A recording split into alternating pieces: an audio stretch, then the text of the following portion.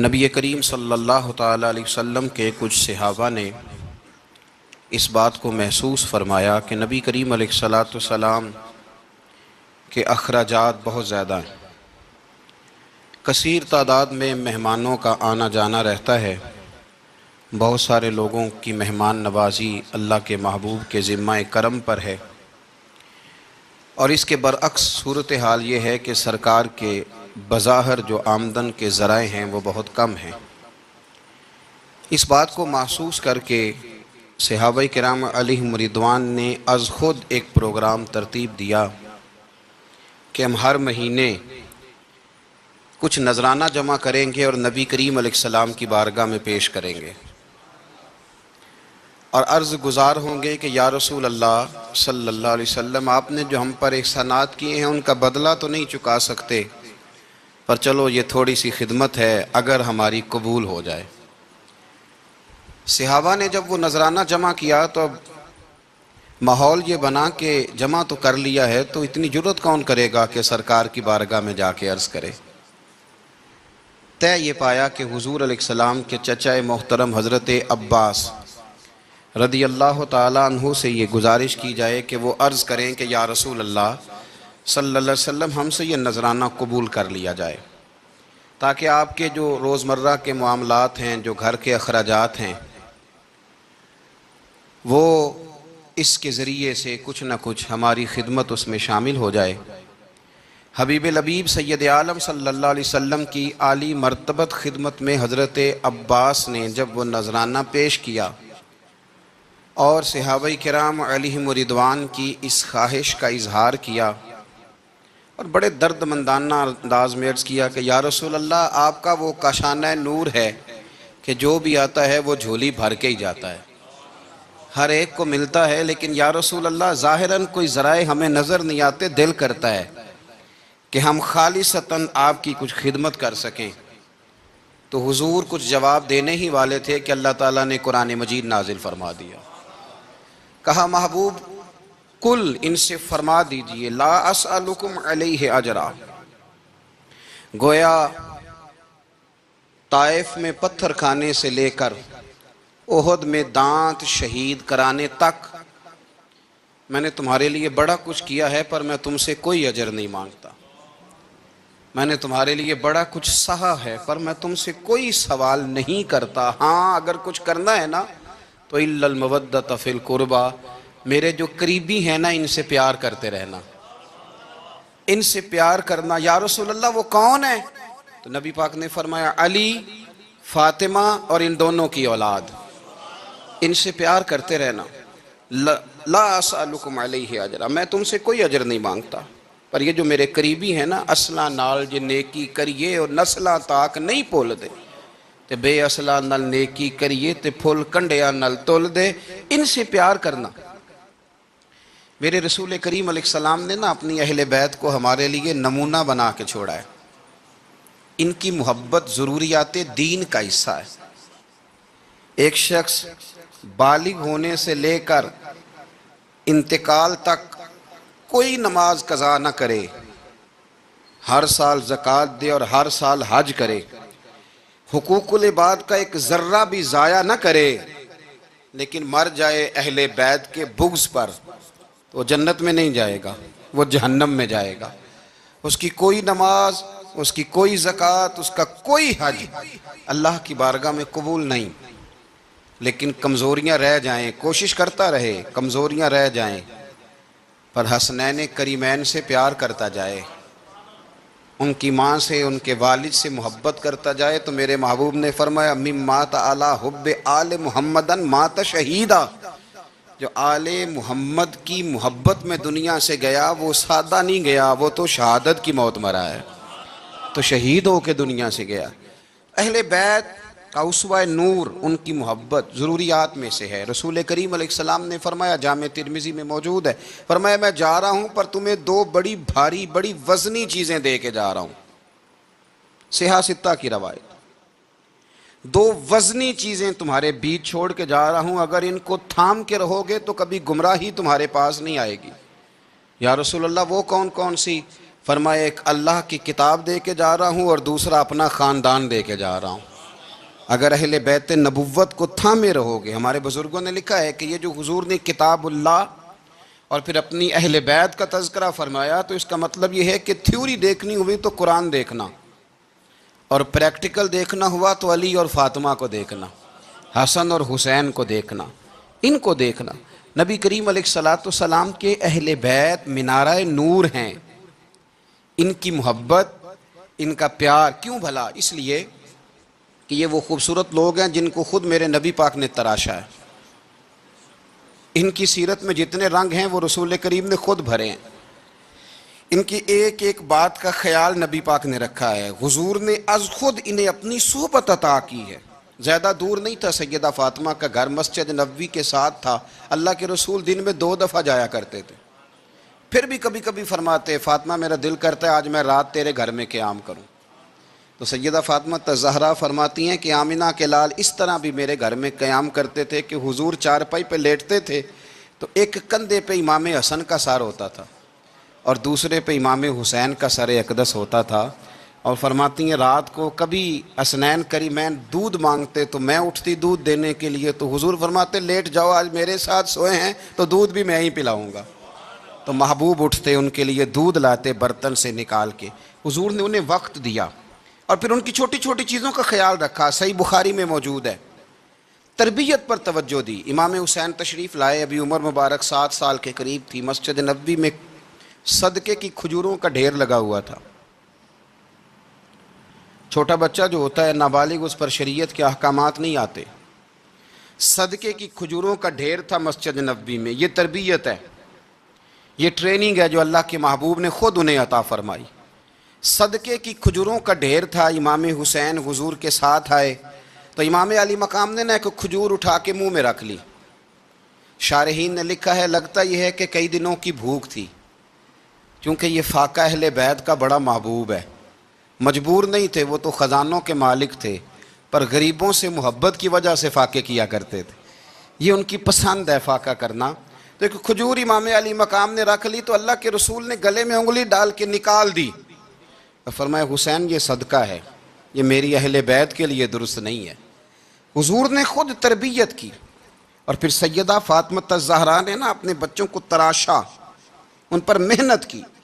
میں اکثر گزارش کرتا ہوں دوستوں سے، میں کہتا ہوں کربلا کا واقعہ کوئی حادثاتی نہیں ہے، اس کے پیچھے پوری ایک لاجک ہے، اس کے پیچھے پورا ایک فلسفہ ہے۔ ایسے ہی کوئی آدمی 3 دن بھوکا پیاسا رہ سکتا ہے؟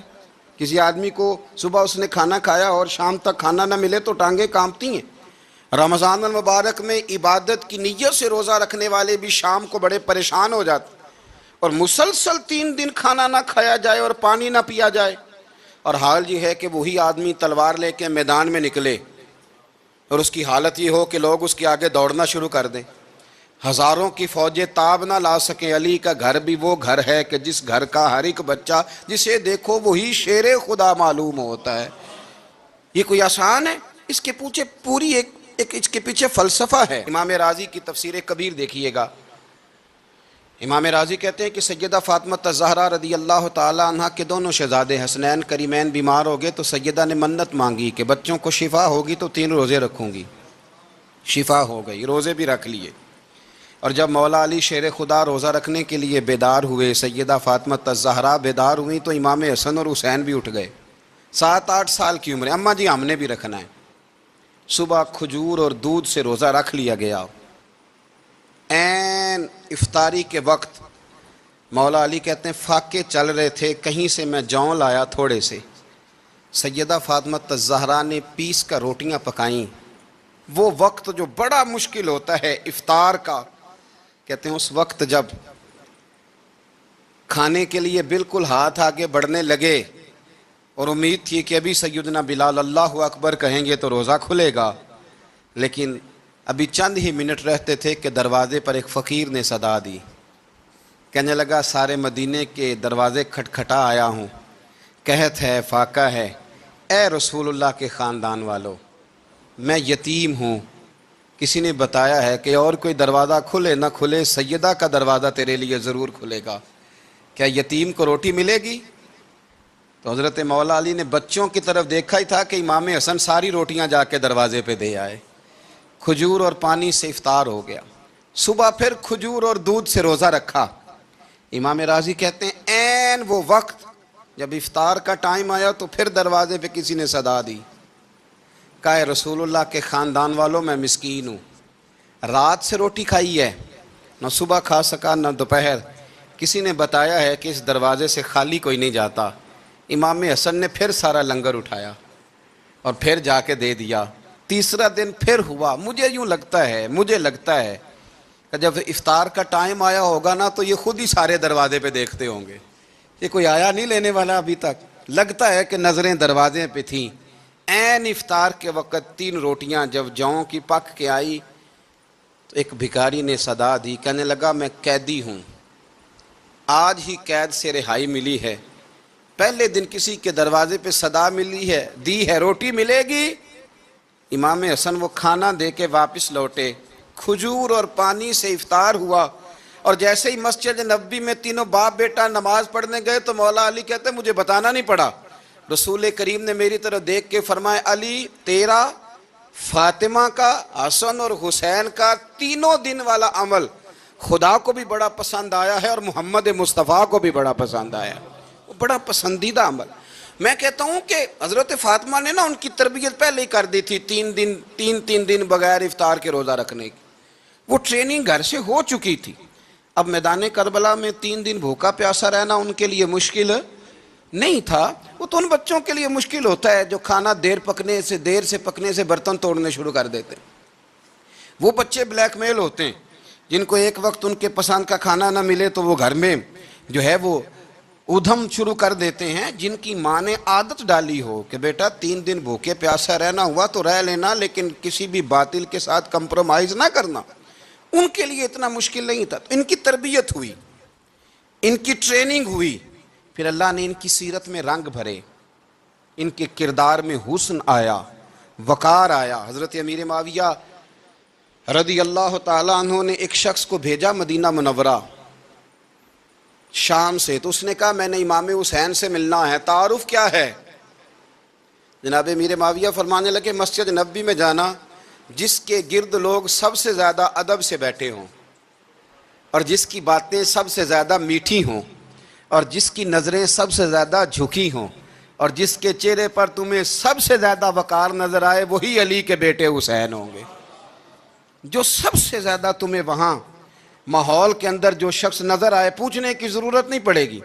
وہ شخص کہتا میں مدینے آیا تو میں نے واقعی ایک شخص کو دیکھا، شہد کے گرد مکھیوں کا اتنا ہجوم نہیں ہوتا جتنا امام حسین کے گرد رسول اللہ کے غلاموں کا ہجوم تھا، لیکن نظریں جھکی ہوئی، باتیں میٹھی، لہجہ گداز لفظوں میں رانائی، اور لوگ کئی باتیں پوچھتے تو علی کے صاحبزادے ایک آدھ جملہ بولتے تو لگتا یہ کہ وہ جملہ سیدھا دل میں اترتا چلا جاتا ہے۔ امام علی مقام کے کردار میں نا کچھ باتیں بڑی زیادہ تھیں، بہت زیادہ تھیں، بڑا حسن تھا۔ ایک بات تو یہ تھی امام حسین رضی اللہ تعالیٰ عنہ کا علم و فضل بڑا کمال کا تھا۔ ایک دفعہ صحابہ میں مسئلہ بن گیا کہ بچہ پیدا ہوتا ہے تو اس کا وظیفہ کیسے لگانا ہے۔ امام حسین کا علم و فضل بتا رہا ہوں، علم و فضل، تو بات بڑی پیچیدہ ہو گئی۔ حضرت عبداللہ ابن زبیر کے پاس لوگ آئے، کہنے لگے کہ آپ بڑے صاحب علم و فضل ہیں، آپ نے حضور علیہ الصلوۃ والسلام کے ساتھ وقت گزارا ہے، تو مسئلے کو حل کریں کہ بچہ پیدا ہونے کے بعد حکومت اگر وظیفہ لگائے گی تو کب لگائے گی۔ جب بحث طول پکڑ گئی، مسئلہ حل نہیں ہوتا تھا، تو حضرت عبداللہ ابن زبیر کہنے لگے ہم سے نہیں حل ہوگا، ایک بندہ ہے جس کے سینے میں رسول اللہ صلی اللہ تعالیٰ علیہ وسلم کے نور نبوت کا فیضان ہے، وہ یہ مسئلہ حل کریں گے۔ تو کہا وہ کون سے؟ آپ فرمانے لگے جب ہم سے مسائل حل نہیں ہوتے تو ہم ان کے علم سے فائدہ اٹھاتے ہیں۔ کہا کون ہے؟ کہا جناب امام حسین۔ تو لوگ حضرت امام حسین کے پاس گئے، کہا حضرت یہ ایک مسئلہ الجھ گیا ہے کہ بچہ پیدا ہو تو وظیفہ کب لگانا ہے؟ فرمایا الجھنے والی بات ہی کوئی نہیں، پیدا ہونے کے بعد جب وہ پہلی دفعہ آواز نکالے تو اس کا وظیفہ لگا دو۔ اس کا مطلب یہ ہے کہ وہ دنیا میں آ گیا ہے، اس نے اپنے آنے کا اظہار کر دیا ہے، اعلان کر دیا ہے، اب اس کا وظیفہ لگا دو۔ تو اس پر پھر صحابہ کا اتفاق ہو گیا۔ امام حسین کے علم سے، فضل سے لوگ فیض اٹھاتے تھے۔ پھر اس کے ساتھ ساتھ امام حسین کا ذوق عبادت بڑا شاندار تھا، بڑا زبردست ذوق۔ علامہ جوزی نے لکھا ہے وکان الحسین رضی اللہ تعالی عنہ فاضلا کثیر الصوم والصلاۃ والحج والصدقۃ وافعال الخیر جمیعا۔ آپ فرماتے ہیں کہ امام حسین زیادہ نمازیں پڑھنے والے تھے، کثرت سے سجدے کرنے والے، کثرت سے روزے رکھنے والے، زیادہ حج کرنے والے، اور امام حسین صدقہ دینے والے اور نیکی کے کاموں میں شدت کرنے والے تھے۔ امام حسین کا جو ذوق عبادت تھا وہ اتنا شاندار تھا کہ آپ فرض نماز کے علاوہ روزانہ 100 رکعت نماز نفل ادا فرمایا کرتے، اور امام حسین فرماتے زندگی میں کبھی ایسا نہیں ہوا کہ 3 دن گزر گئے ہیں اور حسین کا قرآن پاک ختم نہ ہوا ہو۔ 25 حج کیے امام حسین نے مدینہ منورہ سے مکہ مکرمہ پیدل جا کے، 25 حج۔ اب تو نسبت والے لوگوں کو عبادت کی ضرورت نہیں نا، اللہ ماشاءاللہ کہتے ہیں نسبت بڑی ہے۔ بھئی جن کی نسبت اتنی خاص تھی کہ حضور نے فرمایا یہ فاطمہ کے نہیں میرے بیٹے ہیں، ان کا تو حال یہ ہے کہ فرض کے علاوہ 100 نفل، 3 دن سے پہلے ختم قرآن پاک، 25 حج فرمائے، تو وہ کس نسبت کی بات کرتا ہے؟ یہ نسبتیں تو ہیں جو انسان کو عبادت کے قریب کرتی ہیں۔ لوگوں نے معیار ہی بدل دیا ہے۔ حضرت سیدنا امام حسین کی شہادت کے بعد حضرت عبداللہ ابن زبیر رضی اللہ تعالیٰ عنہ نے قاتلان حسین سے خطاب کیا اور فرمانے لگے اللہ کی قسم تم نے اس شخص کو شہید کیا ہے جو راتوں کو لمبے لمبے قیام کرتا تھا، اور تم نے اس شخص کو شہید کیا ہے جس سے میں دن میں جب بھی ملتا تھا تو وہ روزے سے ہوتا تھا۔ تم نے اس شخص کو شہید کیا جو قائم اللیل تھا، صائم الدہر تھا، اس شخص کو تم نے شہید کیا۔ آپ کو پتہ ہے کہ میدان کربلا میں جب 9 محرم کو ابن سعد نے امام حسین سے کہا کہ جنگ کرو، اگر یزید کی بیعت نہیں کرنی تو امام حسین نے فرمایا 1 رات کی مہلت دے دو، 1 رات کی مہلت دے دو۔ حضرت امام زین العابدین کہتے ہیں میں نے اپنے والد گرامی سے عرض کی کہ ابا جی آپ جہاد سے دور جانے والے تو ہیں نہیں، آپ تو جہاد سے پیار کرنے والے ہیں، اور یہ بھی پتہ ہے مجھے کہ یہ جنگ اب ہو کے رہے گی، تو 1 رات کی مہلت لینے کا معنی کیا ہے؟ بھئی کل بھی لڑنا ہے اور رات بھی لڑنا ہے، تو ابا جی 1 رات کی مہلت۔ تو سیدنا امام حسین رضی اللہ تعالیٰ عنہ فرمانے لگے بیٹا رات کی مہلت اس لیے لی ہے کہ میں آج رات کھل کے اپنے رب کی عبادت کر لوں، میں استغفار کر لوں، میں لمبے سجدے کروں۔ اور کہا زین العابدین تو جانتا ہے نا کہ مجھے نماز سے، تلاوت سے، دعا سے اور استغفار سے بڑا پیار ہے۔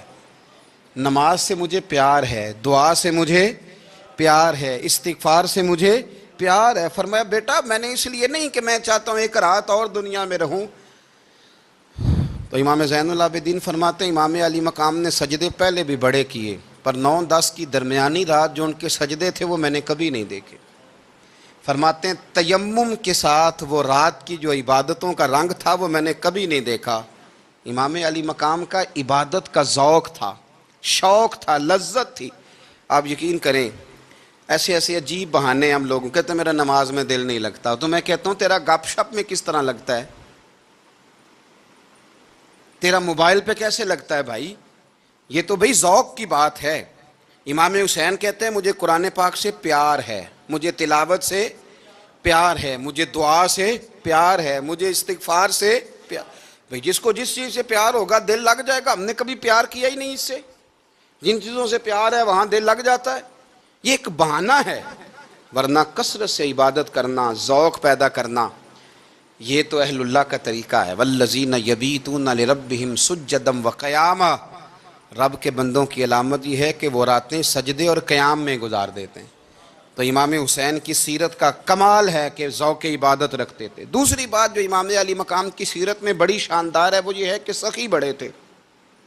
ایک قول سنانا ہے آپ کو امام حسین کا، اور خواہش میری یہ ہے کہ میرے حاضرین اور ناظرین اس قول کو رٹا لگا کے یاد کریں، اس قول کو انشاءاللہ۔ یہ قول جو امام حسین کا ہے نا جی، یہ جس دن مجھے ملا تھا نا تو میں نے بھی رٹا لگا کے یاد کیا تھا، اور میرے پاس جتنی ڈائریاں ہیں شاید میں نے سب میں لکھا ہے۔ امام علی مقام رضی اللہ تعالیٰ عنہ فرماتے تھے اللہ کی رضا کے لیے کسی شخص کی ایک حاجت پوری کر دینا ایک مہینہ مسجد میں اعتکاف کرنے سے زیادہ درجہ رکھتا ہے۔ ایک بندے کی ایک حاجت پوری کر دینا ایک مہینہ پورا مسجد میں اعتکاف کرنے سے زیادہ درجہ رکھتا ہے۔ خدا کے بندے تو ہیں ہزاروں اور بنوں میں پھرتے ہیں مارے مارے، میں اس کا بندہ بنوں گا جس کو خدا کے بندوں سے پیار ہوگا۔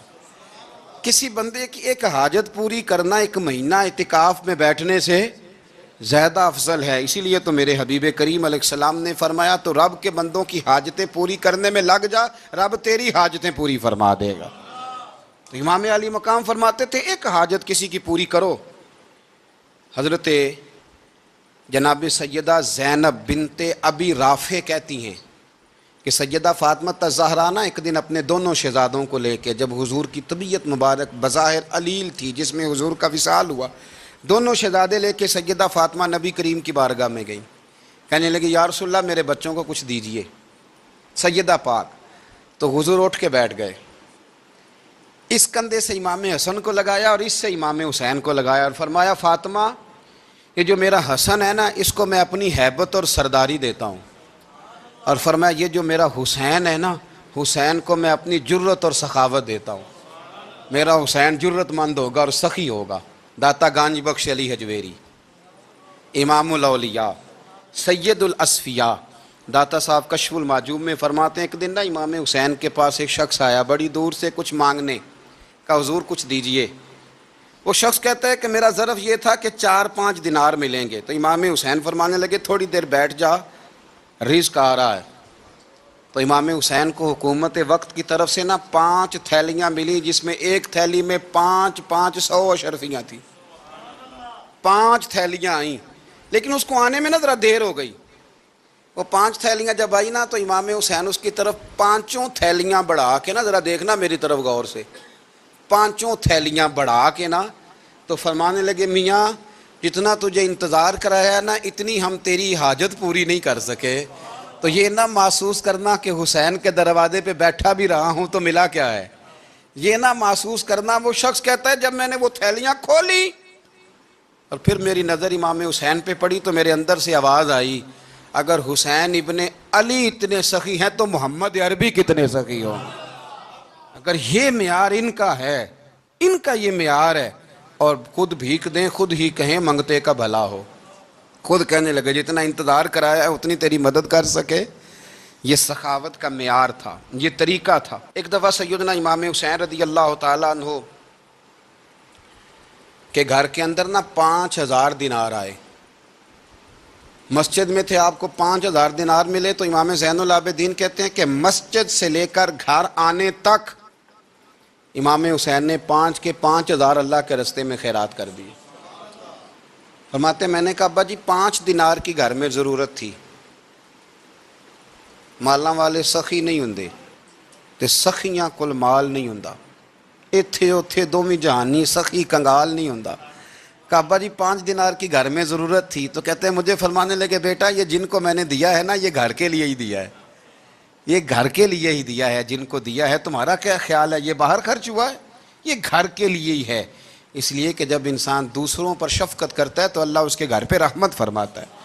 امام حسین کے مزاج میں پہلی بات میں نے ذوق عبادت کی عرض کی، دوسری بات عرض کر رہا ہوں کہ سخاوت۔ حضرت اسامہ بن زید بڑے پیارے ہیں میرے نبی کریم کے، بڑے پیارے۔ حضرت اسامہ بن زید کے بارے میں سیدہ عائشہ صدیقہ فرماتی ہیں ان کے ناک سے اگر رینٹھ نکلتی تھی تو اللہ کے رسول اپنے دستے مبارک سے صاف کر دیتے تھے، اور سرکار فرماتے تھے کہ اگر اسامہ لڑکی ہوتا نا، ان کے غلام کے بیٹے تھے حضرت زید بن عمرو، اگر یہ لڑکی ہوتا میں اسے زیور پہناتا۔ بڑے پیارے تھے، لیکن جب ان کا آخری وقت آیا نا تو 60,000 دینار کا قرضہ تھا، رشتہ داروں سے کہا، دوستوں سے کہا، یاروں سے کہا، پر قرض ادا نہیں ہو رہا تھا۔ حضرت اسامہ بن زید کہتے ہیں بڑا پریشان تھا۔ جب حد ہو گئی نا تو حضرت اسامہ بن زید فرمانے لگے جاؤ کوئی حسین ابن علی کو خبر کرو، ان سے کہو میں نا غلام ہوں آپ کے نانا کا، اور مقروض دنیا سے چلا گیا تو کیا بنے گا۔ امام حسین کو خبر ملی تو دوڑے آئے۔ لاجپال اس پیر کو نہیں کہتے جو تگڑا نذرانہ لے کے تو ماتھا چوم لے، لاجپال تو اس کو کہتے ہیں کہ جب ضرورت پڑے تو وہ سر پہ موجود ہو۔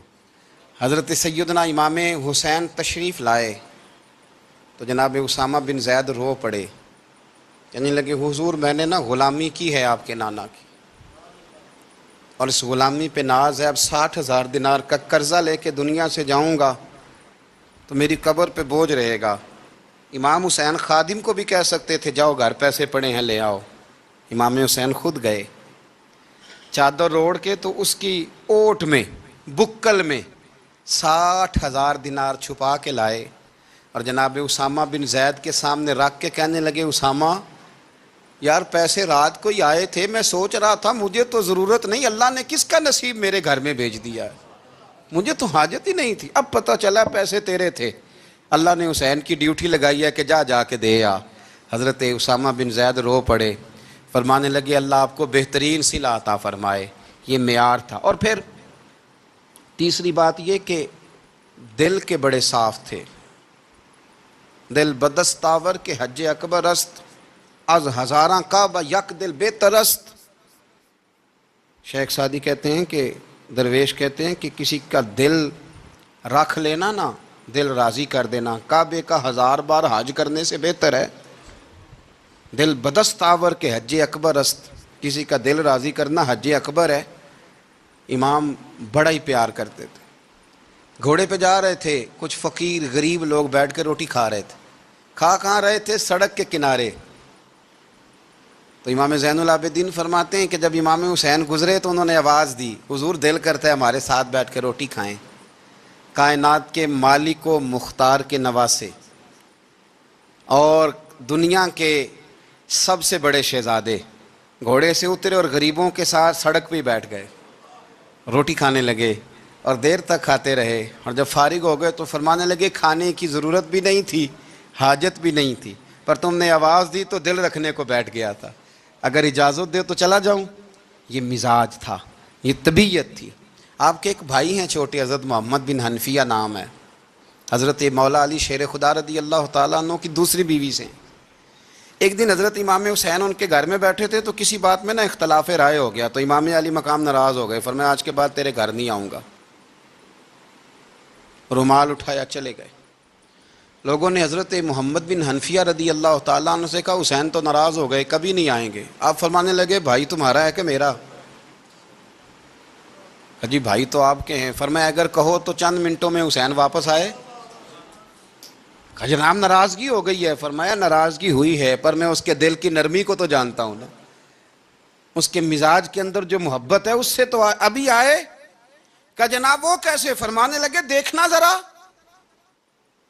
تو امام حسین نے خط لکھا، حضرت محمد بن حنفیہ نے رکا لکھا، کہنے لگے حسین میرے باپ کا نام بھی علی ہے اور آپ کے باپ کا نام بھی علی ہے، پر ایک فضیلت ایسی ہے جس میں آپ کا مقابلہ نہیں کر سکتا، وہ یہ ہے کہ آپ سیدہ فاطمہ تو زہرا کے لال ہیں، اب محمد مصطفیٰ علیہ السلام کے نواسے ہیں۔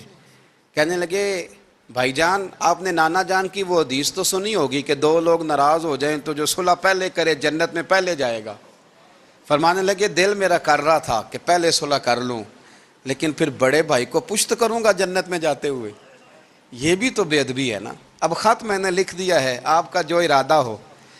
امام حسین نے خط پڑھا تو آنکھوں میں آنسو آ گئے، پھر سے رومال اٹھایا، بچے پوچھنے لگے کہاں جا رہے ہیں؟ کہا بھائی کے گھر جا رہا ہوں۔ کہا آپ تو ناراض تھے؟ فرمایا تھا ناراض پر ہے تو میرا بھائی نا، ہو گئی بات ختم۔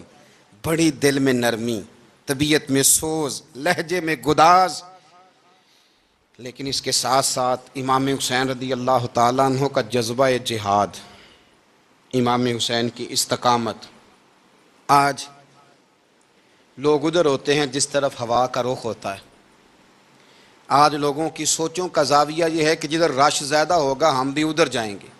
ہم یہ نہیں دیکھتے حق کس طرف ہے، ہم یہ دیکھتے ہیں رش کس طرف ہے۔ امام حسین رضی اللہ تعالیٰ عنہ نے رش نہیں دیکھا، حق دیکھا۔ امام حسین رضی اللہ تعالیٰ عنہ استقامت کے وہ پہاڑ ہیں، معمولی آدمی نہیں تھے۔ فرزق شاعر کہتا ہے کہ میں نے امام حسین سے کہا تھا، میں نے کہا لوگوں کی تلواریں یزید کے ساتھ ہیں پر دل آپ کے ساتھ ہیں، دل آپ کے ساتھ ہیں۔